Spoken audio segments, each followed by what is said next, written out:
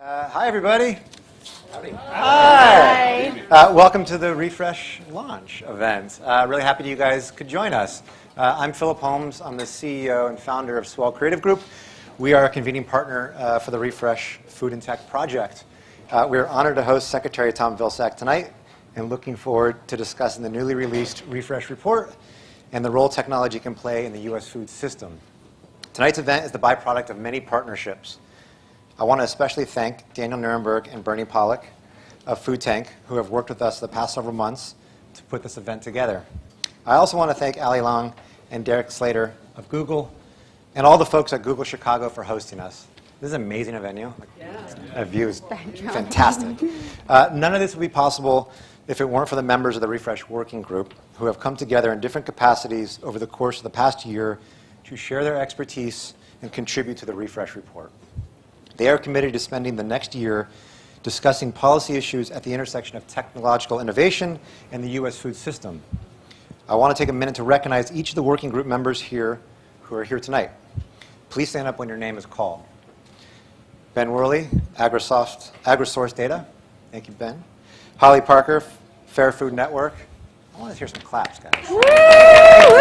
Thank you. Chris Chan from FarmWave. Alder Merkin from the Female Farmer Project. Thank you. Danielle Nierenberg from Food Tank. Hi. Thank you. Ali Lang from Google. Dr. Alicia Powers, Hunger Solutions Institute at Auburn University. Yay. Deb Casarella, My Ag Data. Amanda Rumtron, Penn State University. Don Bustos, Santa Cruz Farm. Yay. Sarah Papazaglakis from Swell Creative Group. Yay. Michelle Miller, University of Wisconsin-Madison Center for Integrated Agricultural Systems. Denise Blake, Wholesome Wave, Georgia. Michelle Nizan from Wholesome Wave. Woo-hoo. Jimmy Wright, Wright's Markets. Thank you. And Alec Kozak, Alex from Mex. He's hiding. He's hiding. I also want to recognize Anakita Rotari of USDA, who has been generous with their time in development of the project and participating in tonight's panel. Thank you. Where are you at? Where are you at? There you are. There you are. Thank you. The Refresh report and the Refresh Working Group are the result of an investment by Google to better understand the role of emerging technologies and artificial intelligence specifically in the nation's food systems. Google's mission is to organize the world's information and make it universally accessible and useful. And Google is increasingly called upon to use its powerful position and expertise in helping users find what they need to participate in the food system. As a company that believes in the power of information to make the world a better place, Google understands the importance of grassroots knowledge.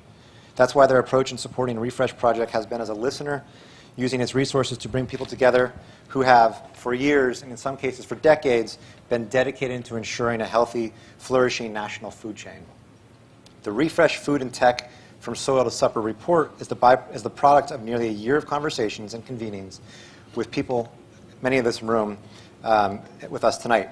It's not a traditional quantitative report with statistical findings to replace outdated figures.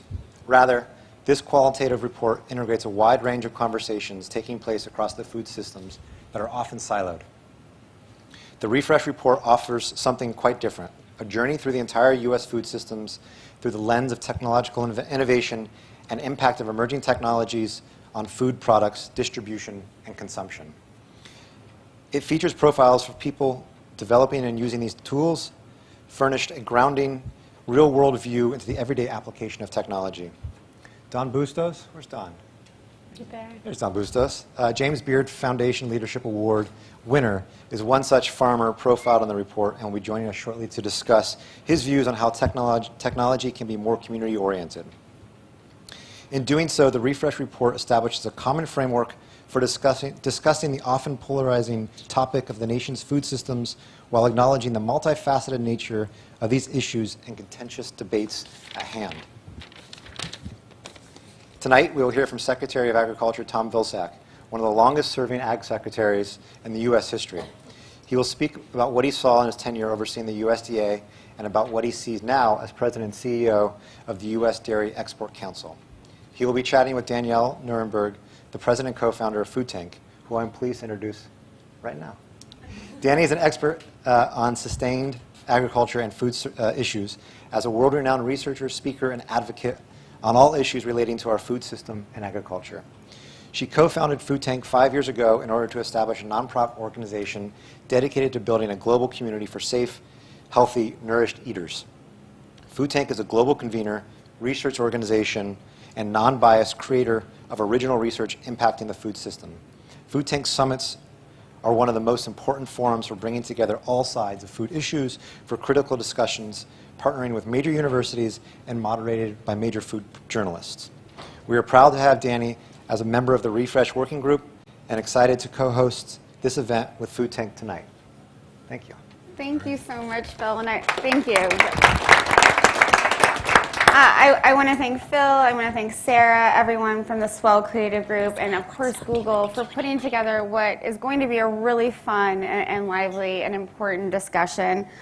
So again, I'm Dani Nierenberg, I'm president of Food Tank. I want to welcome our live stream viewers and make sure that everyone uses the hashtag #RefreshFoodTech. So again, that's #RefreshFoodTech. As Phil said, I'm a member of the Refresh Working Group, and it's been an honor to work with so many established experts and people who know a lot more than I do about the food system. And it's wonderful to see so many old and new friends here. We're going to be discussing some of our most pressing environmental and economic and social challenges related to the food system. So, get ready, buckle your seatbelts, put your tray table away. It's going to be a great discussion. I hope you can all interact as much as possible with the panelists. As Phil said, the working group labored for several months over this report, and we really view this as an ongoing discussion that will evolve as we learn about the costs and benefits and the opportunities and the challenges of that technology can really provide in the food system. Big data and artificial intelligence and all of the high and low technologies that are now being used by farmers and scientists and extension workers and food advocates will have implications, both good and bad, for the future of how we produce and consume food. And I really like this initiative for a couple of reasons. One is the working group. This is a no-nonsense, really blunt group of people who are not afraid to say what they think. It includes people that I've admired my whole career, Chef Michelle Nishan, who's a great food advocate, Lindsay Lucier-Shute, who heads the National Young Farmers Coalition, Carlotta Mast from the New Hope Network, and many, many others, and who are thinkers and doers and who will join us on the panel in a little bit. These folks were brought together to really foster uncommon collaborations among people who work across the food system, but who don't always have the opportunity to talk to one another. And I think one of the things that the report and the initiative does is really break down those silos. These issues are not black and white.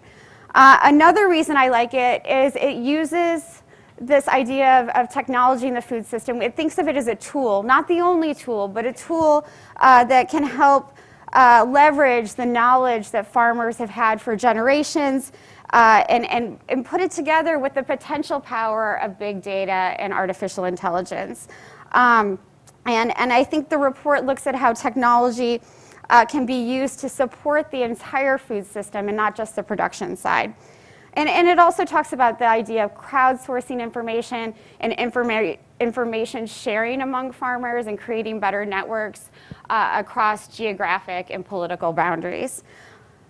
We have a really packed evening, and I just want to go ahead and get started. Phil already introduced Secretary Vilsack. As you know, he served under the Obama administration, and he's been gracious enough over the last few years, I've known him for a little while now, to participate in Food Tank summits in both DC and New York, and has been a wonderful contributor to those events. One of the things that I think will come up during this conversation is some of the initiatives that Secretary Vilsack undertook while he was the Secretary of Agriculture, including more research around food loss and food waste, and the importance of regional and local food systems. And what I really have appreciated about him is his science-based approach to learning about these issues, and again, using them in a way that will solve some of our most pressing food system issues.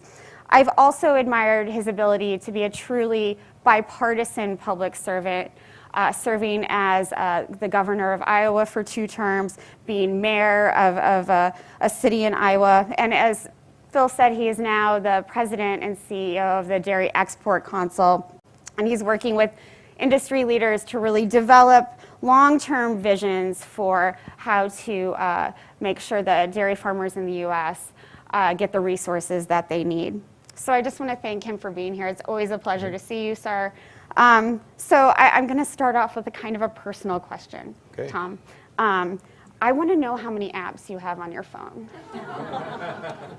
Too many. Me too. And the reason I say too many is that I have a picture of 2 of my grandkids as sort of my screensaver, and the apps basically blur the pictures of my 2 grandkids.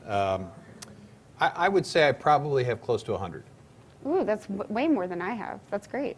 Well, How do you use them? Well, that's the issue. It's one thing to have the apps; it's another thing to use them. But I use most of them. What are the ones you use the most? Well, there's my wife and I are constantly playing each other in Scrabble, so that's one app. And I win once a month.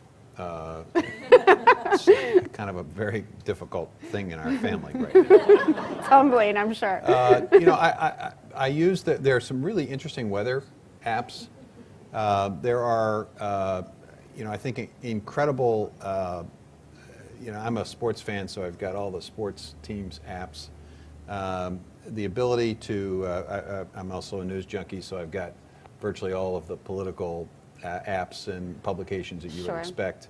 I think there are 4 or 5 newspapers that I have: the Washington Post, New York Times, Wall Street Journal, Politico. I mean, I've just got them all. There are. I have a series of games that I have for those of you who have small children, or for those of you who are grandparents. It is a lifesaver to have these games that kids can play. I've got a couple of grandkids that are really interested in rockets. So there's this one app where you can literally create your own rocket and you can shoot it off into space. Nice. Well, my rockets have a tendency to kind of like collapse on the launch, but my grandkids like it. That's great. There are puzzles. There are things that they're learning tools. So I use them in a very personal way, probably more so than you would imagine from a professional standpoint. I'm primarily using them for personal purposes. You're a much better person than I am. I mostly use my apps for shameless self-promotion, including having a lot of podcast apps, which we'll be able to listen to this later on Food Talk with Danny Nierenberg. Again, shameless self-promotion. Well, I've got the podcasts, and I listen to those. When I exercise, I listen to those. So that's important. But I haven't really engaged as much as I should in the social media aspect of it. I tried Facebook for a while, and I don't know. I didn't think anybody would be particularly interested in what I was doing each and every day. So I just stopped using it. And then there was a lot of falterall about some of the issues involving Facebook. So, I'm not a neophyte, but I'm certainly not as advanced as I probably should be. No, I appreciate you sharing that. Thank you so much. So, I think one of the things that I'm interested in hearing from you as somebody who was Secretary of Agriculture for so long, do you have any recommendations for how, Secretary Perdue, our current Secretary of Agriculture, or the administration in general could use things or explore more about AI and technology for use in agriculture? I do. I'm going to give you two pieces of two responses to that question. I was visiting recently with a company that has figured out how to reduce methane from cows. It's a feed supplement or additive that would reduce methane by 30% from the front end of the cow. It's interesting. And incredibly important because methane is a really sort of a toxic greenhouse gas, and its emission levels are pretty significant. And the livestock industry is under a lot of stress because of that. So sounded like a really great technology. It sounded like these folks had really worked on something that actually works. They've tested it, peer-reviewed, and so forth. And they were explaining the 3 regulatory systems that they were operating under, one in New Zealand, these are dairy cows, one in New Zealand, one in the European Union, and one in the U.S. Well, it turns out that the New Zealand folks, they actually do track this stuff. They're very interested in it. They're very committed to it. And so they have a regulatory system that's relatively streamlined that will allow this technology to get into the marketplace as a feed additive very, very soon. The EU has a slightly more complicated system, but not too complicated. So while they will probably not be there at the same time New Zealand is, they will be there shortly thereafter. But the U.S. doesn't really have a regulatory system that actually allows this particular type of product to be to easily fit into our system. So we've shoehorned it into, as I understand it, into the sort of the veterinary pharmaceutical lane, which requires an enormous amount of testing and requires years and years and years and millions of dollars. Sure. The reality is that while our competitors in the dairy industry will be able to go out and market milk and dairy products that were sustainably produced but with methane reductions, we won't have that opportunity until probably 2023. So the first piece of advice here is I really think we need to look at our regulatory systems writ large and understand that they were designed for a day long ago. Right. They weren't designed for the pace of change that we have today. And I think it's going to be incredibly important for government generally to really look at how we can streamline this process without sacrificing the quality of the assessment, safety, right? yeah. For the safety. I mean, I remember when we were looking at genetically engineered technologies. Pretty controversial, but nevertheless, in agriculture, continues to be in agriculture. And I asked the question, how long does it take for us to review an application for a new technology? And I was told 90 months. And I said, well, that's interesting. I said, I would like to see the decision tree. I'd like to see all of the steps that take 90 months. I want to know who's doing it. I want to know how long it takes. So I just want to see it, physically see it. I don't know if this table's still in Secretary Perdue's office, but we had a really long, oh, leave me, you might have seen this table, big long table in the Secretary's office, and they literally rolled out a sheet of paper that was the entire length of that table. And so we said, you know what, we need to shorten this process because a lot of it was essentially people avoiding having to take responsibility for the decision. I think that the key here is that when we're in government, we're so concerned about making a mistake that we end up creating processes that delay, so that we don't have to accept responsibility for whatever the decision is. We would be much better off telling our government officials, you know what, it's okay if you make a mistake as long as you acknowledge it and fix it. But what isn't acceptable is delay. Sure. So, I really think we need to take a look at the regulatory systems. That's number one. And number two, I think there's some very serious issues relating to the collection of information and the ownership of information and the use of information and the privacy involved. Farmers I think are very interested in embracing a lot of this technology. They're very interested in using it. They want to know that every acre of land is now sort of like your kids. They're all your kids, but they're all different, right? Every acre of land is different, and the more you know about each difference, the better you can be in sustainably farming it. But they also wonder, as this information is being collected, as the Internet of Things, as the combine is connected to some other machinery on the farm, who owns this? Who's collecting it? How's it being used? Where is it going? All right? And I think we haven't our ability to advance new innovations far outpaces our capacity to answer these critically ethical, moral dilemmas that ultimately arise as a result of technology. So I think we need to reform our government regulatory systems, and I think we need to have a conversation in this country so there's a clearer path and a clear understanding of exactly how all this is going to work. Right, more transparency. More transparency. Yeah, and Ali from Google, I think, will address some of that a little bit later. So you and I recently co-authored an op-ed, which was one of the biggest highlights of my career, so thanks. Well, mine too. I'm sure. and we wrote Rural America is as a critical site of innovation. And you know, so much is taking place in Iowa or Missouri, where I'm from, or Missouri, as my mother says. And I'm interested in hearing from you, what lessons should we be taking from Silicon Valley? What lessons should Silicon Valley be taking from the heartland? What should they be learning from farmers? Well, it's interesting. I think there's a parallel between Silicon Valley and farmers in the sense that the people who were entrepreneurial in Silicon Valley were willing to take a risk of being wrong, or willing to take a risk of thinking they were going to develop something and then being willing to change and change direction. Farmers are in the same way. They put a crop in the ground. They take enormous risk. And so I think part of the opportunity there is for each to discuss how they manage risk, how they deal with risk. Because I think, you know, in order for us to ensure the profitability of farming in the future, there is going to be greater risk. I mean, there's no question, call it what you want, blame whatever you want. The reality is the world's getting warmer.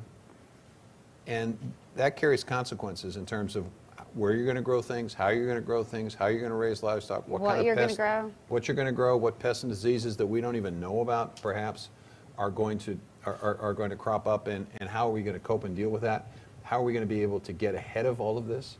You know, the reality is that the pace of change is so incredibly rapid now. The pace of change in the climate, the pace of change in sort of the global economy, the pace of change in technology. Sure. I mean, you can't keep up with it. And that creates a lot of insecurity, right? So, you know, I think farmers are incredibly secure in what they do. They're very connected to what they do, okay? And I think to a certain extent there's a parallel there with Silicon Valley. I mean, I think when you talk to entrepreneurs, you talk to technology people, they are very connected. But I always say, when people ask me, what do you do for a living? And I say, well, I was a lawyer, I'm doing, that tells you what I do, it doesn't tell you who I am. But when you ask that question of a farmer, and they say I'm a farmer, that tells you not only what they do, but also tells you who they are. Absolutely. And so, you know, I think the other aspect of this is that Silicon Valley shouldn't think that the only innovation that's taking place is coastal. Right. I mean, it's not like the Atlantic and Pacific Ocean somehow creates some kind of mist that enables people to be. The most creative and most problem-solving people I've ever met are those people on the farm. Absolutely. And I use this example of, you know, dairy cows, since I'm in the dairy business now. You know, in 1950, the year I was born, that dairy cow produced 5,500 pounds of milk on average. Today, according to USDA, it's somewhere between 22 and 23,000. I think it's probably closer to 25,000 pounds. That's a 5-fold increase relative in one lifetime. Same animal, 5-fold increase. How did that happen? It happened because farmers understood that their responsibility to produce, and they looked for ways to be more efficient, and they trusted science. When science said this feed additive will increase production, or basically this rotation will work best, they were willing to accept the science. And I think part of my suggestion to everybody here tonight is we have to have a better conversation in the country about science than we have today. Because I find it interesting. I talk to a lot of progressive audiences, and invariably someone will come up and raise questions about the safety of genetically modified or engineered crops. And I'll say, well, the science is pretty clear, lots of studies, not a health issue. Hard for those folks to be convinced. These are the same people that are coming up to me and saying, hey, this climate thing's for real, and the science is solid, and what are we doing about it? And I go talk to my farm friends. GE, GMOs, oh yeah, they're great. I don't believe that climate stuff. No, I don't believe in climate change. I don't believe humans have got anything to do with it. Well, you can't have it both ways. Sure. Neither side can have it both ways. Sure.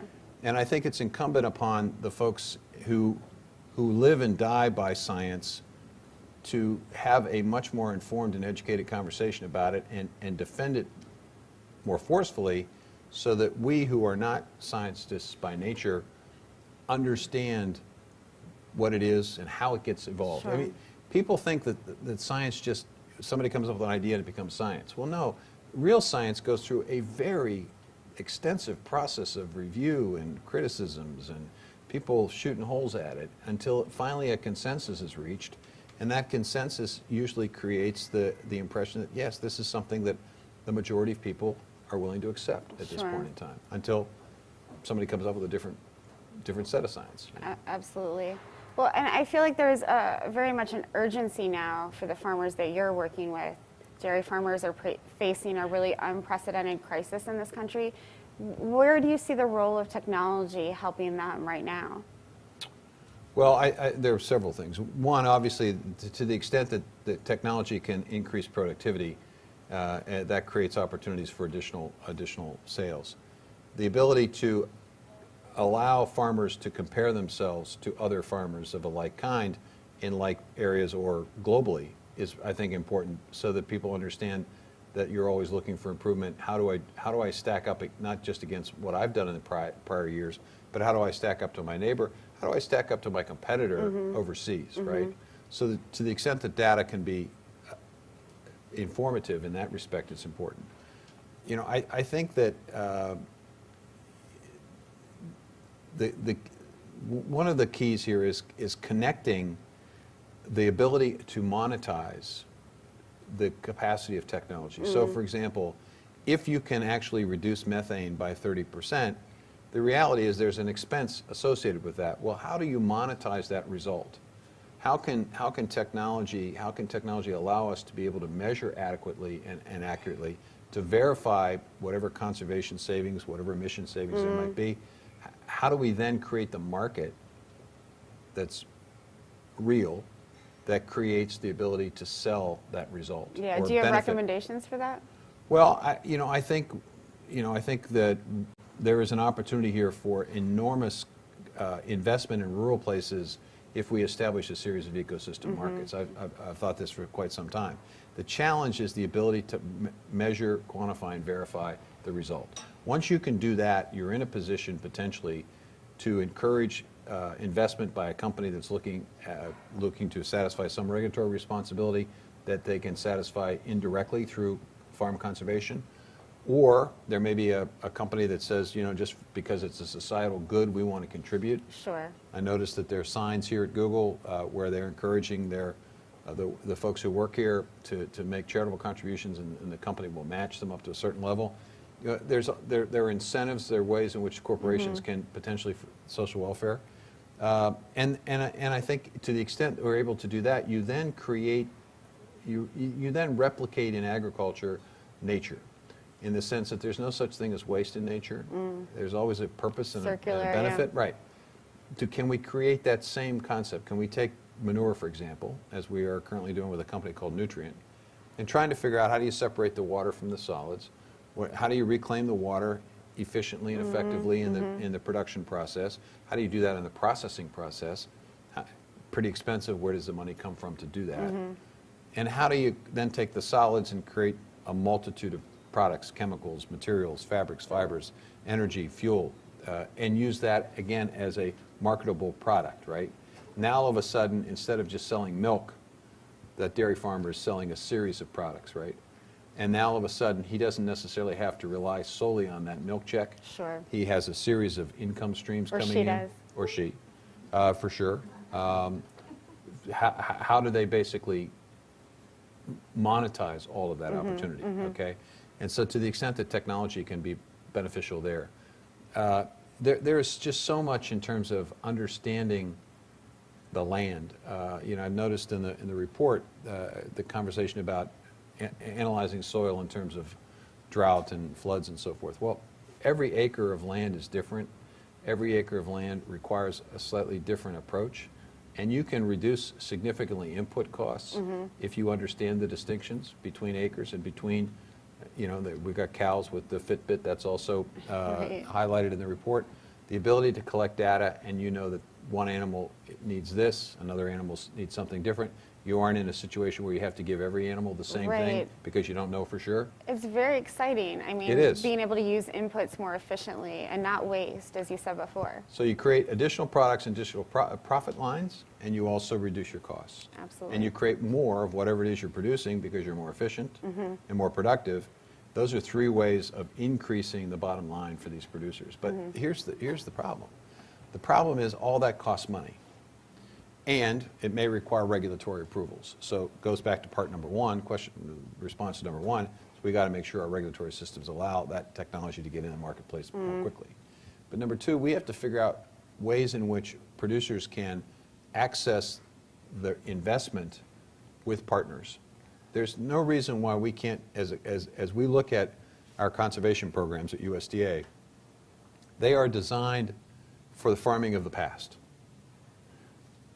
There needs to be constant revision of those conservation programs so that we are investing in things that will reduce emissions. We're investing Sure. in renewable energy sources. We're doing a little bit of that, but we need to do a lot more of it. Yeah. And again, I think technology has a role there. We need to figure out ways in which we can incent these new technologies with resources so that farmers are willing to adopt them. This is what people don't understand about farming. Not everybody makes money in farming.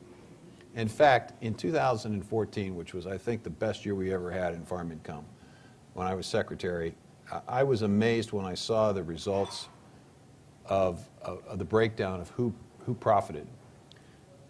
There are a little over 2 million farmers in the country. About 1 million of them are got something going on in the backyard. They're really not the farmers as most people would. They're farmers, but they're not the family farm operations who's living or dying based on their ability to farm. They didn't make any money. They didn't expect to make any money. They just like doing stuff in the backyard. So that means there's about 1 million farmers. In the best year we ever had, 700,000 of those million netted $10,000 in their farming operation. In the best year ever. So you say, well, how do they stay in the? Well, they stay in the business because they work off the farm.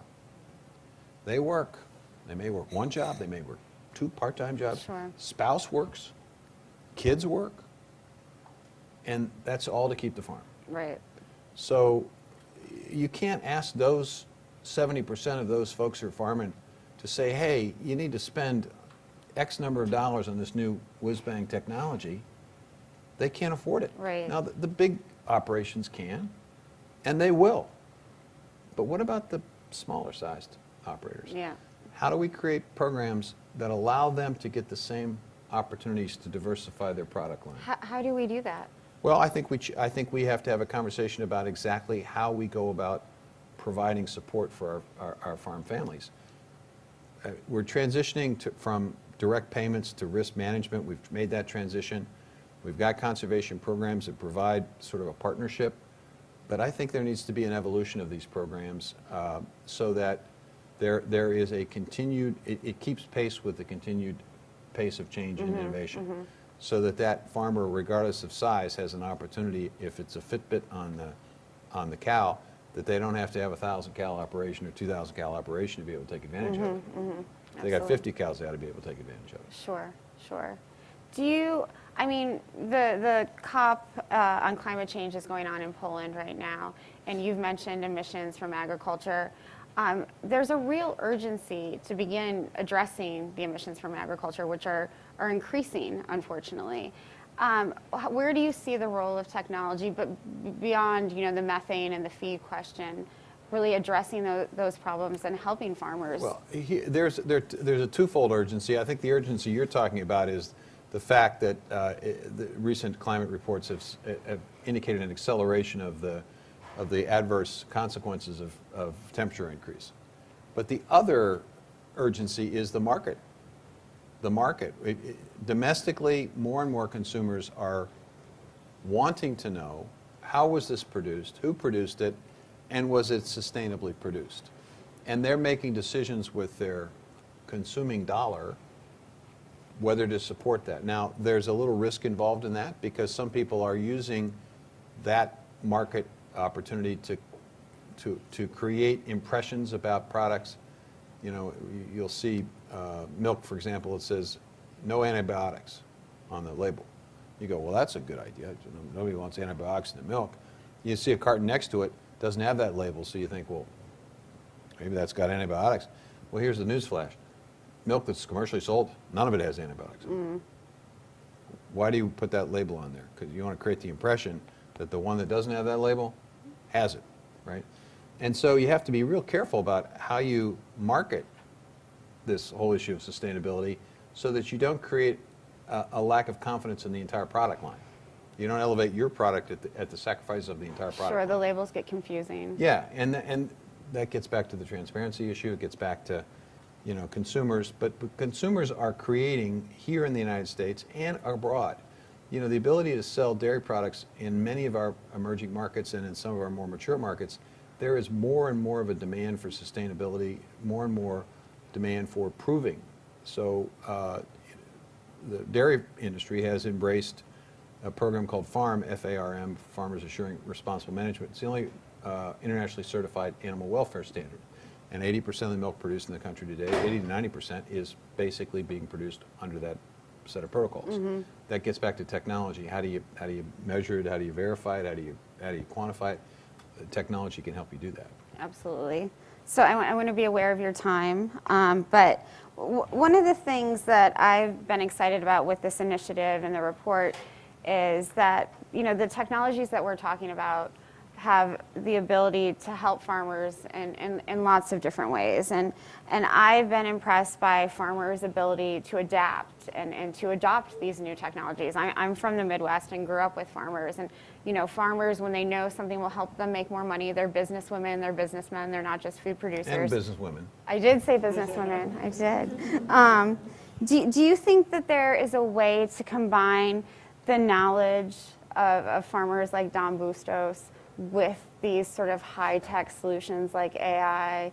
Do you think or are those things going to be mutually exclusive?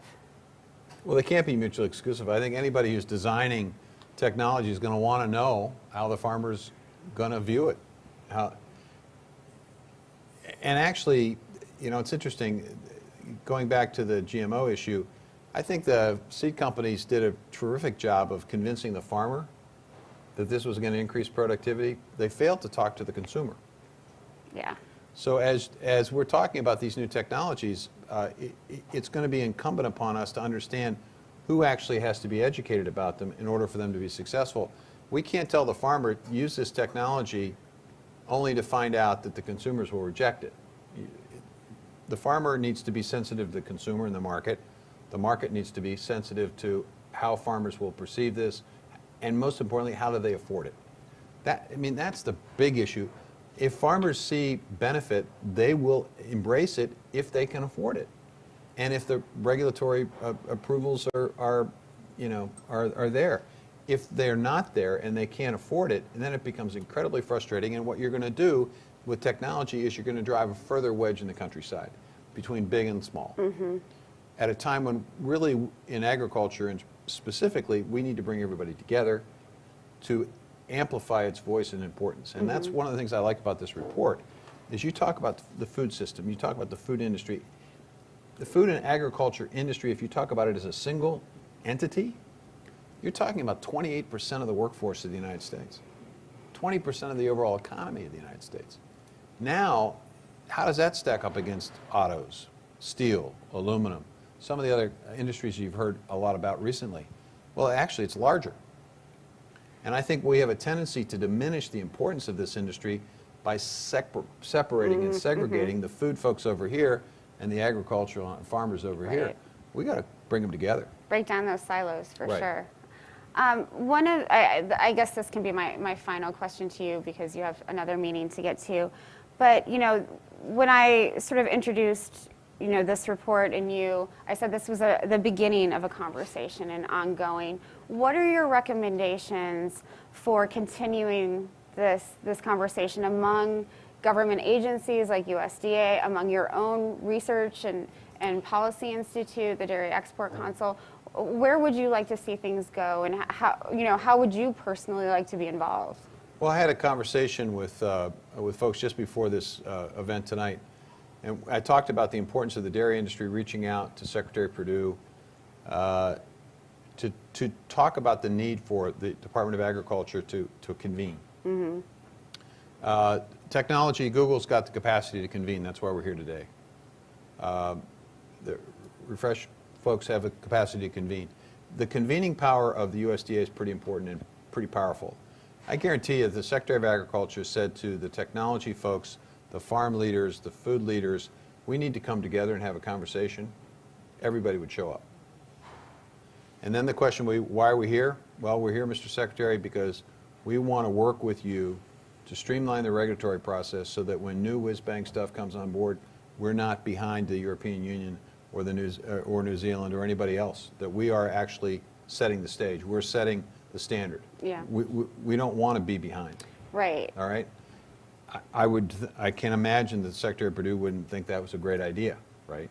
So I think encouraging the convening power of the government, or if that doesn't work, the convening power of the technology industry to say, look, we know there's some very important discussions that have to take place about privacy. We know that farmers are a little bit worried about all this. You collect information, who's going to get that information? Is the government going to get it? Which entity of the government is going to get it? We don't have any problem if the FSA office gets it, but we're not so keen about some of the other agencies. Well, how do we break down those barriers, right? So all of this is about communication and conversation. And in the past, we talk at each other, right? We talk at each other.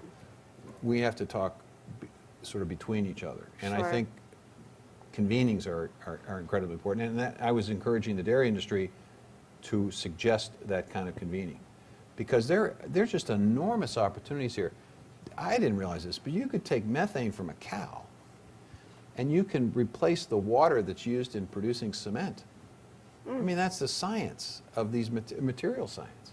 It's amazing what can be done here. And it can open up a great opportunity for economic opportunity and development in rural places that has struggled for so long to retain their young people. You know, that's the sad reality is technology has encouraged greater productivity, but in doing so, it means we've used fewer and fewer farmers. And instead of saying, okay, that's great, but now here's another opportunity for you, we've essentially let folks leave the farm, Sure. leave rural places, come to great cities like Chicago, which is fine. We've not had a transition economy. We've not said, hey, stay. Right. Here's what you can do now. Right. You can be the manufacturing facility that takes the methane and converts it into 1,000 different products. You can have a really cool job, and you can live in a small town, and your kids will know the teacher. I mean, you know, there are Yeah. benefits to living in rural places. And so, but we've basically abandoned rural America, Right. in my view. And as a nation, we've just sort of let it linger. Sure. And we have programs, you know, the USDA is actively involved. We certainly made investments, but from a standpoint of a national dialogue and conversation, when the inner cities were crumbling in this country, there was a national conversation about it. We have to do something about our major cities. We have to invest in our major cities. We have to create specific programs for our major cities, and we did. And, you know, we got some incredible cities. Why aren't we having that same conversation about rural places? And why should we? Well, I'll tell you why. Because it's a value system, and I say this, Lee's heard this 1,000 times because he, poor guys had to listen to me talk. But, you know, a disproportionate number of the military comes from rural places because there's this ethic that is created by farmers who understand that you can't keep taking from the land. You got to give something back to it. You got to contribute back to it in order for it to continue to give to you. And kids grow up thinking, well, geez, the country's given me a lot of opportunity here. What do I have to do to give back to it? Well, military service or volunteer service. Sure. That's an ethic that's really alive and well in rural places. And I'm afraid as economic opportunities diminish, as our population ages, as poverty increases, you know, as we have the opioid crisis and things of that nature, it's going to become harder and harder for that ethic, that value system to be refreshed in rural places. And Sure. boy, that would be a sad thing for our country. Absolutely. I mean, I think that's a great point to end on, this real need for cultivating that next generation of ag leaders, not only farmers who are sorely needed in this country, but also the entrepreneurs and advocates and others. So, And that's the benefit of the local and regional food system. I think one of the benefits of that is it reintroduces entrepreneurship, if you will, in a meaningful way that allows smaller sized operators to have a chance to negotiate their own price, create small businesses, employ people. That's the kind of thing that needs to be part of an overall strategy of rebuilding a rural economy. absolutely. And rebuilding America. Yep. Thank you so much, Secretary Vilsack. Thank It's you. always a pleasure. Thank you. Let's give him a round of applause. Do I leave now? Your car is waiting for you. All right. Thank you I again. apologize, but I've got to go. So Overbooked, sir. Yeah. Thank you. thank you all. Take care. Another round of applause as he leaves.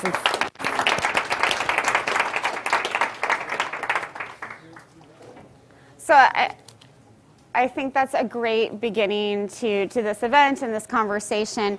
It's now my pleasure to invite our panelists on stage. Can Ali, Ankita, and Don please join me up here? Just give them a few minutes. Sit wherever you'd like.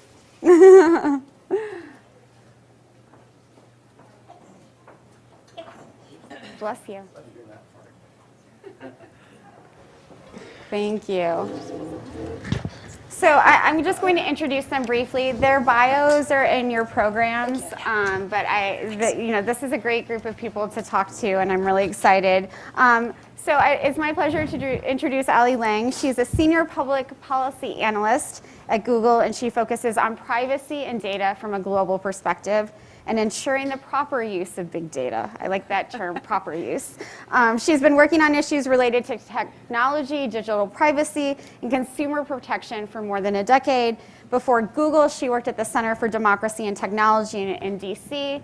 I'm really excited that Google has brought someone like her on to really have these conversations and begin these discussions.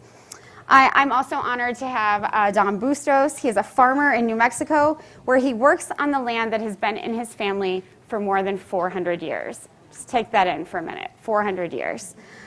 He serves on the board of the Assakia, sorry I butchered that, association, which protects and preserves land for future generations. He also helps mentor and train young farmers and has helped start the Santa Fe Farmers Market Complex and several farmers networks across New Mexico. And I'm so glad you're here to share your perspective. Thank you. And last but not least, we have Ankita Raturi, who joins us from the U.S. Department of Agriculture, Agricultural Research Service. She works to create information tools and data pipelines. I love that term. I like infrastructure that you can't see. For cover crop research and use, and she is especially interested in designing tools that help make agriculture more sustainable. Thank you for being here as well. So, Ali, I want to start with you. I'm putting you on the spot for sure. This working group, and so many of them are here in the audience today, that you decided that was important. But you're Google. You didn't have to form a working group. Why was that important to the company and to you personally? Yeah, thanks so much for giving me the chance to praise our working group members and maybe slightly not disparage, but certainly put Google in the correct light. So we certainly needed the working group to do all of the work that we've done in this report. We have learned just a tremendous amount from each one of the members of the group. And most importantly, I think we have had some fundamental shifts in framework from the way we would have approached the problem if we were thinking about it just from our own point of view. So we absolutely did need the working group to do any of this work, and the working group deserves a tremendous amount of credit for all of the work that was done here, as does particularly Swell Creative and Sarah for the work that she did researching the issues. For me personally, I've actually been thinking about the role of data in the food system for a while. I think there's a lot of unearthed opportunity to be had, if we can use a little bit of a farming pun. And I think that there's a lot of great people doing a lot of fascinating work, but one of the things that we found really interesting when we started putting together this group and this report is that unlike maybe if you think of the way the energy industry has already started telling a story about the role that technology and data and these advanced technologies are playing in its own industry, for the food system writ large, and I guess it depends on which subsector, there wasn't really that same common narrative, right? We weren't seeing the same loud story as we were seeing from some of the other industries. And it's just been an absolute delight and an amazing experience to bring together the people who are doing all this work and creating the story around how is technology being used, how could its use be improved, what roadblocks are in the way, and what additional benefit could we all be seeing, from farmers all the way through to consumers, from better use of data and technology. So it was really been an amazing experience to be part of assembling that story. And I really just want to emphasize again that the unique perspective that each member of the working group brought to the conversation, the importance of that can't be overstated. I think there were a lot of moments, at least for me, where I came in expecting to hear a certain answer and heard really something quite different, and it really changed both the work that we're doing immediately in this project and also some of the larger work that we're doing at Google and some of the perspective that we have around, how are these technologies being used in the world, not just in Silicon Valley and not just in our own limited worldview. Sure. So working with all these diverse members and unearthing so many things, as you mentioned, what were you most surprised about, or what didn't you expect? Yeah, so I actually had a pretty embarrassing experience of learning at the first working group meeting that we had in St. Louis. One of the themes that I did not see coming was how people you all laugh at this, but people in the room really felt that technology had been an alienating force for them, right? That it had disrupted their communities, it had disrupted their way of life. And our friend Dawn was really an important voice in that discussion and really helped drive home the feelings that people were having and the perception and the reality people were experiencing around the disruptive role technology was playing in their communities. For me personally, I grew up in a time and a place when technology really connected me to things, right? It gave me an opportunity to be connected to people who weren't right within my physical proximity, to issues that I wasn't hearing about or learning about. It was the birth of the internet, right? So it was a really interesting time to be connecting with people. And so for me, it had always been a real connecting force. And even some of the work we do at Google, technology can provide a space, right? We host an open source community. We host a lot of, YouTube is a good example of places where people feel they can come together, for better or worse sometimes, but certainly we felt like it was a connection. And so it was really enlightening and really important to hear from our working group members that technology is not playing necessarily the same role in their lives and their communities. And we've really factored that into the discussion that we've had with our working group members. You'll see it a lot in the report. And also I've been thinking a lot about that in my sort of day-to-day job at Google, thinking about the role that we have in the data ecosystem writ large and the way that privacy, which is my main focus, can help support people engaging in communities by making them feel safe and feel like they can trust the entity they're working with. So it was a really important realization. It was just very funny. I think maybe Don and I started at opposite ends of the spectrum and views of technology. So it was really important for us to hear that. That's great. I want to talk about AI in particular, and maybe we can all sort of answer this after Ali does. But where do you see the role of AI in the food system in particular? What's its role? It was so interesting listening to Secretary Vilsack share his view from his time in the administration, and it's been really great to listen to all of our working group members and the others who we've talked to talk about, how they're using already data and AI and machine learning and things, and to sort of have the perspective coming at it from the way that at Google we would think about these things. We certainly see an opportunity for more utility to be made of data in the sense that you can be more specific. I think that the point the Secretary was making about each plot of land, and even in a somewhat more granular way, having its own makeup and its own needs, you're seeing more precision farming being deployed, and you're seeing a lot more opportunities for people to be tailored to or to have their own point of view, to have things that are immediately useful for them. But there are ways in which the food system is not necessarily built the same way that the technology system is, that we think we may be able to share some lessons there as well. And my favorite example is, I think probably most of us use the grocery store loyalty cards, right, where you stamp and you get like the 10% off or whatever it is. that information is going somewhere, right? And we aren't able to access it, and we're not really able to see it. And it's probably useful to us, right? There's probably useful insights that we could be able to learn about our own habits, or when things go on sale, or what we're buying and how quickly we're going through things that you could track on your own, but you're probably not going to because people are busy and they have busy lives. So it would be really interesting to be able to see that data, and it'd be really valuable perhaps for us all to get insight from it. And just because the grocery stores don't really have a model of delivering a sort of user benefit, like we would think of it at Google as a user benefit, they're really seeing as consumer relationship. It's just not something that's on the radar. I don't think it's a malicious thing at all. I just think, why would someone think to do it? And there's a lot of really interesting examples like that, where even just much more fundamental technologies than AI, but just simple data analytics might add some really interesting perspective. And you know, and with AI, like the example the secretary gave of the cows who wear Fitbit, those, if I remember correctly, actually run using TensorFlow, which is an open source machine learning platform that Google hosts. And so we do make a lot of effort to make those advanced technologies, AI and machine learning and all these other things, more accessible to people. We heard very clearly from the working group that farmers are not going to learn to code on top of all of their business obligations and farming obligations. And so it really does need to be the case that things are made to be simpler, that things are made to be more accessible, and to meet people really where they're at and meet their needs. And I think there's work to be done. There's work that's doing a good job of filling that need. Sure. And there's definitely more to be gained in that Sure. space. So we're looking forward to working with the working group to promote that. Don or Ankita, do you want to weigh in on the role of AI and where you see it sort of in the global food system? So I know, big question, yeah, right? that's a big question to jump into right away. But I think AI has an important role in the global food system. But I think the more important question is how do communities decide how to use that kind of AI technology, and how are they allowed to participate from the bottom up to even know or understand the impacts that it's going to have on their communities and future generations. There's a whole thing called law of unintended consequences. So, and to me, my favorite example of that just recently is Facebook.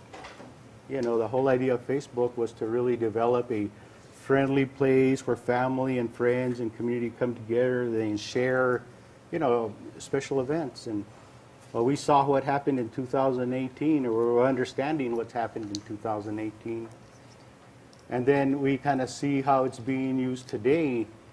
So, you know, it's unintended consequences that we don't know what is being today, what it's going to look like. So, to me, that's a big question. I mean, what you're suggesting is this idea of the precautionary principle, sort of looking before you leap. But how can we help farmers do that? Well, you know, I think it goes back to taking a small step. Taking a small step, like I started the conversation, was that communities should be empowered to make those decisions. And I think a lot of times you're looking at communities that are really impoverished or economically vulnerable. So there's no way that they can actually get the information and then be able to digest it and make an informed decision in technology's real time. So, you know, if you just think about the human dynamics and the social aspect of what's occurring, then that takes you a step back, and how long is it going to take to develop the social capacity and the social engagement to have these very important but should be equal kind of conversations going on too. So I'm the skeptic on the panel all the time. I've been the skeptic, and so you know, I come from a small, really rural area in northern New Mexico. As it said, I farmed the same land my ancestors farmed for 100 years, and had been farmed for thousands of years before that. But I take people to the farm, and the first thing they do is they get lost because the Google or the GPS doesn't work correctly, and then so they're calling me, and the signals aren't right. So it's, yeah, I'm over here. Why don't you wait at Walgreens, and I'll go meet you at Walgreens. So I'll get into the farm. And then the first thing we do is we walk the farm, and then we walk the acequia. The acequia was their first form of democracy in the United States. And it's the way water distributed in northern New Mexico. There's over 250 registered acequias, but over 800 acknowledged acequias in New Mexico. And it distributes water across New Mexico. So you get to the farm, and the first thing we do is, how do you use water? Well, we'll get and we'll walk. Our acequia is an earth-lined acequia, 7 miles long. The last cornfield gets water, and we irrigate off of a small stream. This year was probably about 3 inches deep and about 6 to 8 feet wide. It's held in a small reservoir. So we all share. If there's a lot of water, we use that water. And if there's scarcity, then we share that water. Sometimes you only get water a few hours a day. Sometimes it's at 3 o'clock in the morning. But people have learned how to cooperate and manage that water. So all 28 acequias, all 5,280 people are able to get water off of this tiny little stream of water, feed their families, and create jobs for themselves and in the future. So that's the importance of where I live. And then the other thing is, so I have one more question. I hope I'm not going too long. Is how many people use GPS? How many people have used GPS? How many people have got lost or sent to the wrong place? So to me, that happened to me just recently. I was just in San Francisco. I was up at a conference, and I rented a car and went from Oakland across the bay to San Francisco. And then I plugged in the GPS to get back, and it sent me over the Golden Gate Bridge down to downtown San Francisco, over the Oakland Bay Bridge at 5 o'clock in the afternoon. No. You know, I think it was Grand Avenue. I was trying to cross lanes. I was pulling out my hair. I was about to give everything up. So to me, little things like that make communities where I come from a little bit more skeptical. Sure. Yeah, a little more. It was, yeah, it's great, but if I really need it, if my whole life depends on me harvesting this pack of beans and getting it to the local farmer's market 25 miles away, you know, that's a big leap. When you can go out there and you, over centuries, over generations, it's instinctual what you have to do to ensure that you get a crop to feed your families and then save the land for the next 7 generations. Sure. Well, so Don brings up these great, questions about how it's being used, and I know you're really concerned about how disruptive technologies like AI can affect both social equity and environmental protection. Do you want to talk about ways that we can prevent those, disruptions from having a bad effect? Sure. Let's just solve it in one go. No. No. I love the way in which you've both described some of the things that we're talking about, because it sort of like picks apart at both the promise and the peril of technologies. And so while yes, I want to use different kinds of techniques that I've typically used for, optimizing source code in optimizing an agricultural system, finding both conceptual and biological bugs in farms, that's a great promise. At the same time, there are all these perils if we start to design technology without the participation of all the different system stakeholders. And so at least for me, one of the ways in which we can start to think about how to design tools that are not so disruptive is through participatory design and through participatory research, because now you're bringing folks up into the development process, into the design process. You're not saying, hey man, I know what you need, let me come disrupt the food system and build this for you, but you're saying, let me work with you, learn more about, your GPS issues, your community values, your cultural practices, your actual what matters problems. to you. Yeah. Let's actually try to figure that piece out and then design to that and speak to that, as opposed to sort of working in an isolated bubble. Absolutely. So at least for me, that's one of the benefits of sort of working with communities and working in collaboration through techniques like participatory design. Yeah, it has to be participatory. one No, example. absolutely. Or these things, you do have these unintended consequences that Don talked about. Absolutely. What are some of the unintended consequences you've seen? Well, so one that I think is kind of funny is that there's a lot of interest in open data.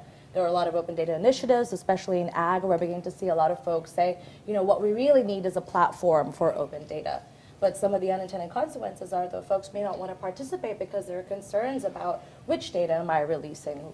Are you going to anonymize that data is a very simple one. But then at the same time, there are also issues about there's this concept of algorithmic authority, which comes from information research, which is when you decide to build a platform, whose values are you encoding in the system, and therefore what are you essentially forcing a person to engage in? And so when you create a platform for open data, for instance, is it transparency for the sake of transparency? Is because sometimes I think Jonathan Fox writes, one person's transparency is another's surveillance. One person's accountability is another person's persecution. Sure. And so these are the sorts of things that we need to start to think about. And this is sort of like stuff that comes from open governance as well, that we need to start to think about when we try to do things like create open data initiatives, which I am very passionate about. Of course. But I think it's also important to be careful about. Right, and what is truly democratization of Right, these systems, right. for sure. Ali, I want to go back to you. So, Secretary Vilsack brought up this need for regulation, and I'm wondering if you can talk a little bit about regulation of some of these technologies, and is that important? Why is it important? Yeah, it was so interesting to hear him talk about the need to streamline the regulatory process. And actually it was really interesting because I think when we're sitting here looking at the way that data is used and controlled from Google's perspective, I think there's a lot to be gained through some sensible regulations, right? Google has endorsed, for example, for consumer data, federal privacy regulations for many years. We have some views on what would be a good way to do it, right? But the concept makes a lot of sense. But there's actually a number of other ways to create not exactly regulatory gain, right? But to level playing fields and to encourage the kind of really thoughtful leadership and work that Ankita and Don are talking about and that they're personally leading, where you bring more people into the conversation, right? You open the doors, you have some communities that are either built in real life or online, open source communities, open data communities, can be places where you sort out essentially rules of the road, right? And you can have stakeholders agree to those rules and you can come to some understanding of what are our shared goals, what are the sort of shared norms and agreements we're gonna have. And in many ways for the technology industry, for better or worse, we've operated that way for a while. And so there are some great lessons to be learned from the ways that the traditional, like the technology sector, by which I mean sort of the communications sector, has operated to date. There's some great models to be drawn from there in terms of promoting norms and agreements among groups of people who have shared purpose and are trying to build a common framework. There's good and bad lessons, right? It's not all been up and up, as Don was sharing with us. So I think there's real need to think about the role that you want formal regulation to play in encouraging innovation and making sure that people have access to the information that they need, people have the power to use that information in ways that they find useful to them, but that everyone feels like we're playing by the same rules. And there's a number of ways you can do that, and I think they all need to be discussed. Sure. Don, do you want to add to that about this need for community-driven technology and how we can make sure that tech is culturally appropriate, that it's environmentally appropriate, that it really serves the needs of communities themselves? Yeah. I think it's community driven, but in communities, see, I struggle with that technology piece in communities, and I know in northern New Mexico, where I come from, I think a lot of us struggle with that whole piece about how the engagement of social aspects. So when I talked about when we walk the acequia, so we get up in the morning, I'll get up at 3 o'clock, and there's mayordomos on each acequia. Each mayordomo is in charge of his acequia. Each acequia has parciantes, and the parciantes are the people that use the water along the acequia. So every year, 2 years, there's a mayordomo elected and 3 comisionados. That was the form of democracy. No matter how rich or poor, everybody got an equal vote on who managed the water. And then it was set on the rotation, so everybody got to lead, whether you liked it or not. So you kind of learned how to play together in the community because at some point you were going to be in charge of it.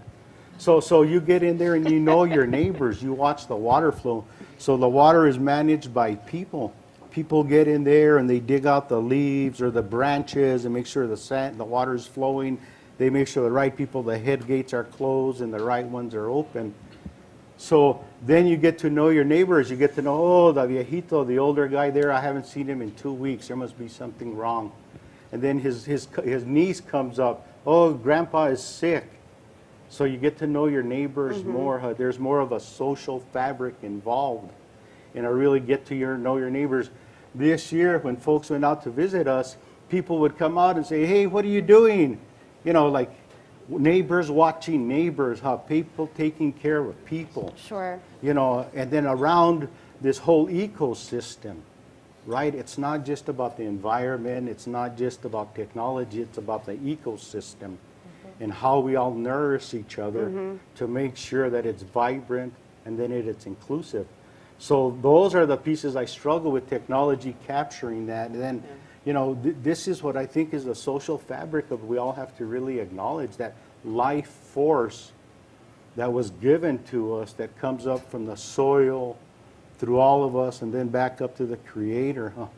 How do you capture that life force? You know, when you get those goosebumps on your back or that hair rises up, no. That's like instinctual. That's something that, I don't know. Let's see. It's going to be interesting. Well, it's interesting that you bring up this issue of, you know, communities holding themselves accountable. And what I'm interested from Ali and Ankita is, how do we hold corporations accountable, and how do we hold, you know, Google accountable and USDA accountable for you know, developing and sort of promoting some of these technologies? Feel free. I mean, I don't know if I'm in a position to necessarily talk about how to hold institutions accountable, because, or even individuals. I often think about accountability as a piece of this trust building pipeline. And so, you know, transparency leads to accountability, which leads to trust. And so, at least from my end, the ways in which I think about accountability is that it's part of this dialogue that you need to have with different groups. You also need to make sure that when you're building things, you're not sort of coming in from the outside looking in. And so for me, a great example of this would be one of the groups that I work with is called the Gathering for Open Ag Tech. And the folks who are involved in this community are farmers. They're people who represent different organizations. I'm part of it. We have some folks with different companies. And so this means that what you end up doing is then actually bringing in folks from different institutions to come and work together to try to start to think about issues around data privacy, and try to think about it, at least on our end, from a technical perspective. And so when I think about streamlining things, I think about things in terms of data interoperability. And so from our end, we've mostly been trying to think about ways in which we can bring people who are interested in technology across these different communities to start to then try to figure out some of those stickier issues regarding how we actually disclose and how we build trust in our deeply socio-technical systems. Absolutely, absolutely. Yes. No, I just wanted to, if I get a chance, I'd like to chime in on that. I just of course. So there are pieces of technology that are really, and I hope I'm not taking up your time. There are pieces of technology that are really important in New Mexico, and I kind of started to overthink about the question. So solar technology is really, really important in New Mexico. And I go back about thinking I might be an AI skeptic, but I'm not a Luddite. I was one of the first ones that used solar energy for year-round production, passive solar energy for year-round production, because going through the state and understanding the need for school children to get good, healthy food in the middle of the winter, we couldn't do it. So we used technology that allowed us to grow food and then shared it with our neighbors. Now we meet some of the demand for the school districts in northern New Mexico. But with that, you know, it becomes, so we got a grant from the Western SARE, and that's USDA really being supportive of the programs. And it was to start that solar energy program, but after 2-3 years, the infrastructure started to wear out. And without any place to source those replacement parts, or anybody around to give us any kind of technology assistance, then we had to modify it and go to a different type of growing. But you know, there are a lot of opportunities that are there for technology to support the community. Yeah. I just wanted to, you know, we look forward to understanding more of those technologies. It's a beautiful example of appropriate technology. Yeah, it's really great to hear from so many people that have like positive examples of how things can be done. You know, as I mentioned, there is a place obviously for accountability in the system, and I think what you're seeing across the technology sector around the world is really this question being asked: how do we hold institutions accountable when they're so dispersed, they're so broad, and we all are getting benefits from them, but it's unclear exactly how it's all working, or maybe some people aren't getting as many benefits, or maybe we're all not getting any benefits, like not really clear anymore what's going on.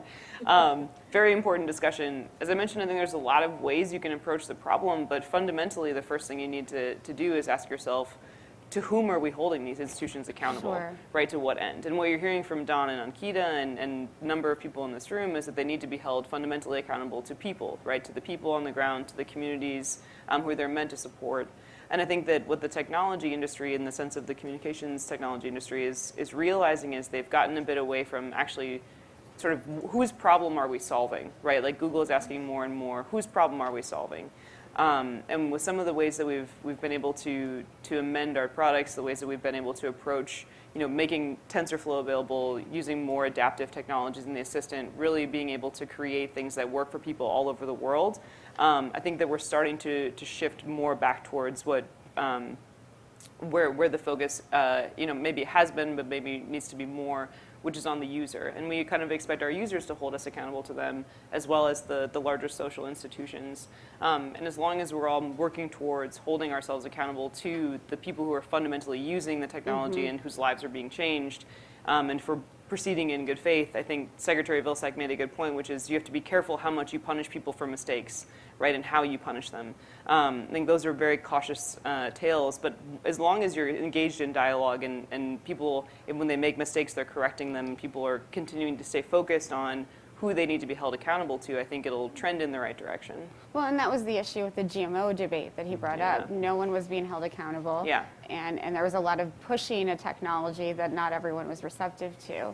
So, I mean, again, that's kind of my, how do we not push this, but make it, so farmers understand that it's available to them, that it's another tool in a big toolbox, but it's not the only one. And Secretary Vilsack's story, again, was instructive for the mistakes that were made in the GMO debate, right? Even if you can convince farmers, you have to really get the social buy-in, which I think is, again, what Ankita and Don are really talking about, is this larger dialogue and making sure that you have the right people understanding the goal and the pros and cons, right? Because there's always going to be some situation where you'll need to make sure people feel like they got what they thought they were getting at the end of the day. And so I think communication directly to people more, and what we're really hoping is that reports like this and the voice of the working group as a shared entity and creating some shared narrative or telling some shared stories around the experience people are having who are working on these really complicated and important and interesting problems will help get that sort of buy-in, right? It will help people understand the things that are happening. If you stop most people on the street today and said, how are farmers using AI? I don't think you'd get very informed answers to the question. And so, right, what is the word socio-technical? Like, how are we engaging sort of people in understanding where their food on their table comes from, not only from the sense of who are the people who have put their time and their ancestors' time into creating the food and learning the traditions and preparing the food, but also just what are the ways that it got to me? What are the ways that we assisted this process that could be improved or made more equitable? So the trust that you're trying to build is not about the technologies themselves. It's about the process of discussing these technologies. And that's something you think a lot about every day in the design process. Do you want to add to that and talk about how you do it? I mean, I'm interested because I don't quite understand it. I'm not in your field. So I think at least when I try to think about what kinds of tech we're building for agriculture, I don't necessarily think about AI just yet. I think we have a long way to go before we start sort of deploying Siri for farms necessarily. Sure. I think there's a lot of, pardon? I'm sorry. I should have remembered the name. Okay, Google for farms. But we need fundamental technical infrastructure right now, right? And that's where the data pipelines piece comes from. We need literally just tools for doing data aggregation appropriately. We need ontologies for formatting and structuring our data more intelligently, right? So there are these like very basic building blocks that we need as part of our information ecology as part of our transition to sustainable agriculture. So when I think about the process, it starts with, what are the fundamental pieces that we need to build first, and then people can begin to sort of imagine what other tools might be able to do.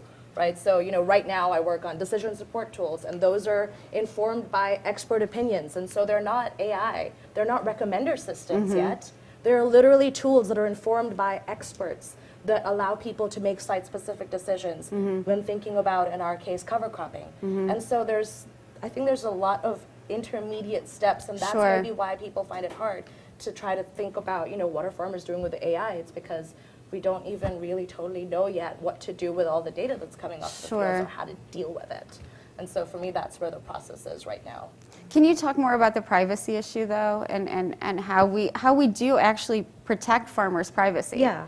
I mean, there are lots of mechanisms that are in place to protect farm data in the same way that there are many mechanisms to protect all sorts of other data. I'm not a privacy expert, so I don't necessarily want to Sure. dig into deep, but one simple one would be thinking about anonymization. And so for those of you who might be involved in research or who have a familiarity with research data, a simple way to anonymize data is to separate personal identifiers with your research data. In my previous research, when I was doing ethnographic work with farmers, the way in which I did that was then also by trying to disambiguate farm characteristics with the farmer characteristics. And so if you start to, which is tricky because, you know, they're so intertwined, like Sure. it's hard. But there are at least some mechanisms that we can put in place to try and make sure that there's some sort of, which is funny because we don't usually think of isolation and data as a good thing, but there's some sort of isolation between those two data sets. And I don't know how accessible or helpful of an answer that was. So No, I'll defer to the rest of you. I do just want to make one clarifying kind of statement too. I think we have a tendency to mystify the concept of artificial intelligence, right? We think it is something a little more sophisticated than what it is. It Sure. includes a number of, I mean, there are certainly very sophisticated ways you can do this, but artificial intelligence encompasses a huge amount of information, and it's something that's in a lot of things that we're interacting with every day. So we have to be a little bit careful not to make it seem out of reach. I think there's this really interesting statement I read once where it's like we always evaluate whether animals are intelligent or not by asking them to do something we're really good at, and then when they're not good at it, we're like, oh, birds aren't very smart. You know, it's like, well, we haven't built a nest with our teeth, so I don't know if they think we're very smart either. That's great. And in some ways, artificial intelligence becomes this moving bar, right? If once a computer can do it, it's not really artificial intelligence. It's just everyday life. And I think we have to be really careful about how we define it. And another thing that I think Ankita brought up, this really, you know, an interesting point is, these are not evenly distributed, right? Amanda, who's in our working group, her team are using artificial intelligence to help people identify diseases that might be affecting their crops. It's a really incredible app. It's a really incredible tool. Maybe not everybody's using the same tool, and in some ways we have to be careful that the awareness and ability for some of these tools doesn't get concentrated in some ways. And I think that the ways that Amanda's team is deploying her technology or Ankita's work in building systems that people can integrate into without having to start from zero, all these incredibly important building blocks are really going to help make sure that equity can be, at least has a chance, right, in Sure. some of these sophisticated systems, and that things don't get too far away from us. So there are ways in which artificial intelligence is at work today that we maybe don't think of it as such anymore because it's sort of a moving target. And the real important thing is to make sure that as these things come online, we're making sure that the systems are in place, that they're accessible for everyone. That's great. Don, I want to go back to you and talk about this equity piece and the ability for collaboration. As I said when I started talking, I'm so impressed by, you know, what you were able to share in the report about information sharing and creating a system for farmers to talk to one another. And I'm really interested in how you see technology helping facilitate those conversations among farmers and between, you know, as I said before, between different countries and different kinds of farmers all over the world. Yeah, thank you. As the panelists were speaking, I was thinking a little bit about you know, how complex that ecosystem that we're really talking about, because the conversation shifts from one area to the other one. And I was thinking, well, you know, AI and not only AI, but all sorts of different things are really applicable to large corporate farms. You know, and then you kind of look about the populations you're trying to feed, and then you start to layer on top of that about the distribution. You know, I think there's a lot of emphasis about growing more food, but if I read a lot of the studies, it's about how that food is distributed to the most poor countries in the world. So it's not even a matter of growing food, it's not a matter of distribution, it's about people being able to pay for that food. You know, that's just another layer upon this really complex ecosystems that we start to talk about. The food distribution and the poverty. And then people start to talk a little about this whole intersectionality of systems. You know, to me that sounds really, really defined. It's a language thing. To me, the systems we're talking about is like when you wake up in the morning and your hair's all messed up. Those are the systems that we're looking at. Everything is there, but it's all over-tangled and interwoven, and sometimes it's growing uneven, sometimes it's coming up long, gray hair here, and things like that. So to me, the systems are very, very complex. So the discussions have to be just as complex and long term of how we start to integrate those systems themselves. So to me, that's kind of like where I started to think about how complex of a system that we're really, really looking at. But I do think that, because I have some students that help me on the farm, they keep talking about drones. Oh, these drones are going to really help us. Instead of having to walk the acequia, a drone can go through and water and check exactly what you're seeing. You can see it in real time. So there are applicable pieces that people are looking forward to. It's just that how are those used, and then how do we integrate them into the different areas? Sure. But let's get back to this collaboration piece. I mean, I really want to hear from you how farmers can use tech to collaborate. So how farmers use tech to collaborate. Where I come from, like I said earlier, in northern New Mexico, it's the best technology there is phones. It's just like, dude, we talk to each other. When I mentioned to you that we walk the acequia, I see my neighbors on the acequia. That's the first form of interconnection with the community itself. And then the next thing, we're having our acequia meeting coming up on Saturday. So I've been calling the people on the list on the phone. So I'll call everyone. Hey, how's it going? What's going on? How's your mom? How's your dad? Hey, the acequia meeting is going to go on. Can you guys come? So there's a big leap from what there is today to how we're going to use it in the future. Sure. Yeah, so, it's like two different languages. I understood the question, but there's two different languages going on. Yeah. Go ahead on. No, I thought, Don, you brought up a great point about it's not just about the growth and distribution. It's like what happens to people at the end. And it reminded me of one of my favorite examples where we've seen a very simple, relatively simple to our ears, but difficult to execute innovation, which is helping people at point of sale make an easier time purchasing, particularly in the DC area. People have a number of different food stamp programs they might be eligible for. And if you're at the farmer's market, there's double up bucks. And there's, if you could be in Maryland, you could be in Virginia, you could be in DC. And there's a number of different programs. Maybe you can buy potatoes, but you can't buy jelly. It's very complicated. And so for a person who just wants to buy their groceries, and the person who just wants to sell their food, they don't necessarily, those two people don't need to be caught up in some long engaged process where they're trying to figure out how to execute this transaction. Sure. Right, and so there's a nonprofit, a startup in DC, who is creating a point of sale app that will process that information. It just knows the rules. You put in the information, it processes the information. You can accept payment just like everybody else in line, and so there's no sort of drawn out conversation about this process. And I think, Don, you made a great point. Like, a lot of this is really about bringing humans back into the conversation Sure. and putting those people back into the same conversation and putting them in a comfortable place where they're just asking, how are you as you're buying your groceries, and not necessarily trying to figure out, okay, well, the potatoes count and this doesn't count, and I need to see, this coupon or that coupon. And I think there's a lot of gains to be made if we have our eyes focused on the right issues in improving people's ability to have those wholesome and regular conversations. It goes back to what you said earlier. Sometimes this technologies are already ingrained. So at the farmer's market, we go to the farmer's market and we use that Square technology. Yeah. So people just swipe their credit card and that's it. So Yeah. that technology is already so fluid that we don't even think of it as technology. Sure. It's just there. Yeah. That's a good point. I want to get some questions from the audience, and I know you all have a lot to say. So we have a roving microphone that Phil has. I'm going to pull out. I'm going to pick on you if you don't ask questions. So just I'd come up with one. We saw that happen once already. I'll make a quick plug as well. On the back of your chairs, we have the report, as well as a handsome bag for your farmers market experiences. So far, 20 organizations have signed on to the report. If you want to join the report or join the working group, let us know. Operator standing by. If you have questions, let me know.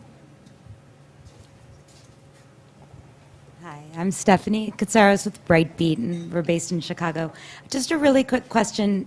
Not as much, I want the panel's input, but reading the report, I think it was something Amanda had said about, doing more with less labor as sort of a goal of efficiency. And And it sort of goes against a little bit, maybe some of what really is important in agriculture and some of the points Tom touched on. So I guess my question is, how can technology, if it might be in a way reducing jobs, what conversely is it doing to maybe not do that but create different jobs?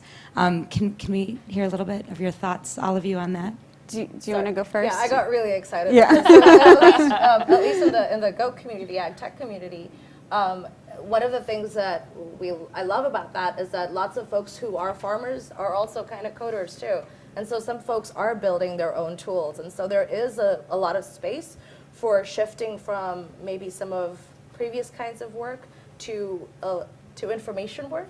I don't know how excited everybody would be about that, but at least I get excited when I think about the potential for us to have folks who are basically using the same parts of their brain, doing things with their hands, maybe using that same part of their brain to sort of model the systems in their heads and then, manipulate it with our magical phone machines or something like that. And so at least I think there's an opportunity there for that sort of transition, maybe. So I've thought of that question quite a bit, and I think for this is where it's so difficult to think for me about how one thing is going to help everybody at one point. Yeah. So in the area I come from, in New Mexico, we're always like 49th or 50th in education. 50% of the kids graduate from high school. So there's not a lot of educational opportunities there. There's a huge drug problem going on. It's been going on for generations. So a lot of the only opportunities are in small agricultural production.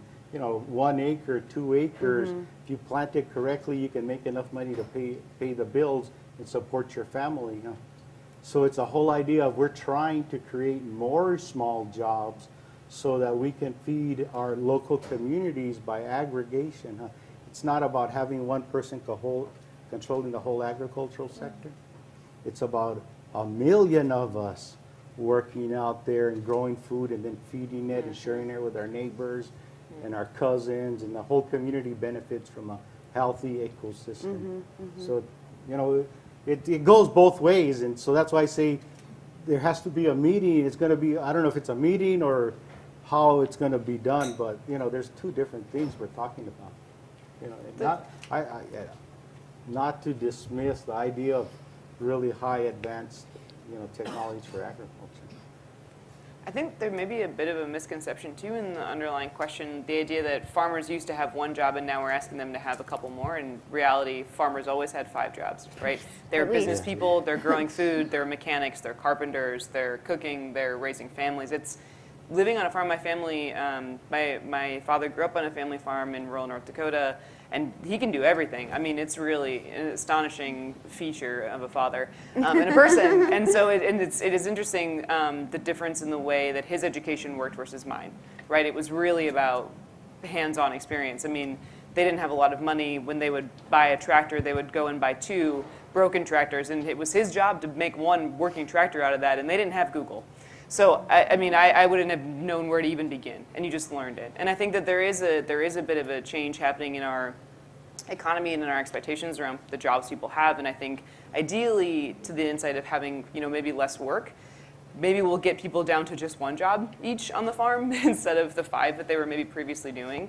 And so if you're reducing the amount of total jobs, or maybe you're redistributing the jobs, and maybe you're actually creating more jobs if people are enabled to sleep in maybe sometimes and not work the long days that farmers have historically worked. Maybe there's a way to just make the job more manageable, and we shouldn't think of it as a job loss. We should think of it as making it more manageable, making it, enabling people to specialize if they'd like to, or enabling people to live a life that works for them. And so I think there's a misconception, maybe a little bit like these were 1-to-1 jobs for a 9-to-5. And in fact, I think there was always a lot of work to be done on farms that now is maybe being distributed a little bit differently.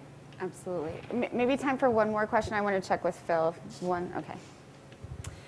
I'm Lindsay Lesher-Shoot with the National Young Farmers Coalition and with the Farm Generations Cooperative. So related to your point, your dad could fix that tractor, right? And there's no way that any farmer is going to be able to fix the new technologies that are coming out. I'm one of the groups that we put together of our young farmers is Farm Hack, where there are some coders, right? There are some all farmers are brilliant in my mind, but I think this technology is very much less approachable, right? You're not going to be able to use that screwdriver and that beat up manual for your tractor, right, to be able to fix some of the technology that we're talking about. So I guess, how do you address that?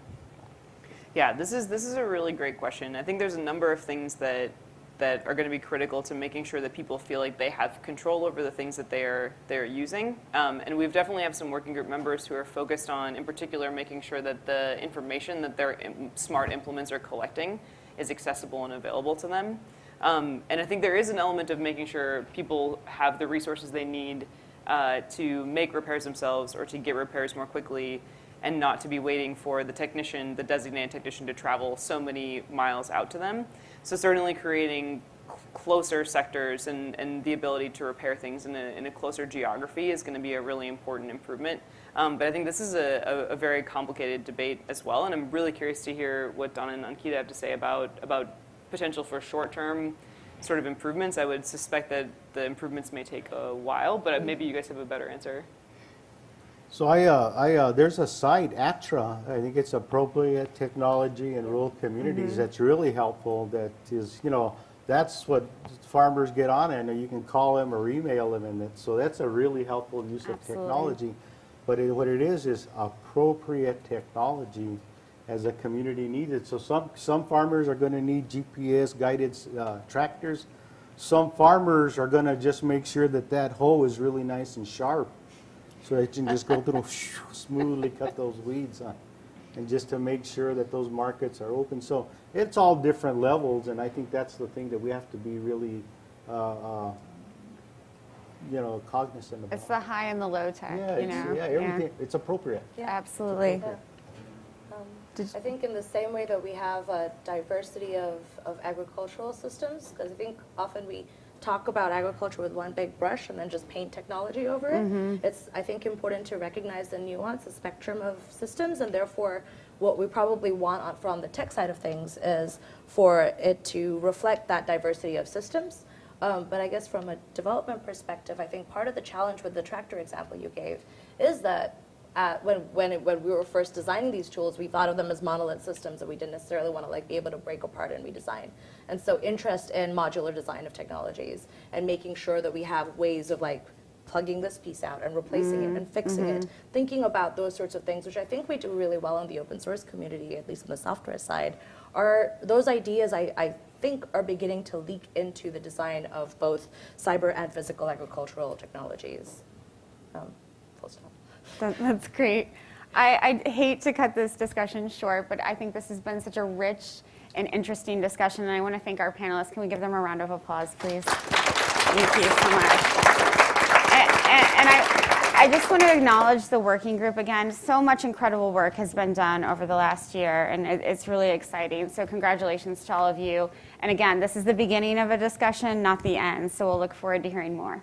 Thank you. Thanks, Danny. Thank you. That was really good. Thank you very much. I enjoyed it. That was great. Thank you.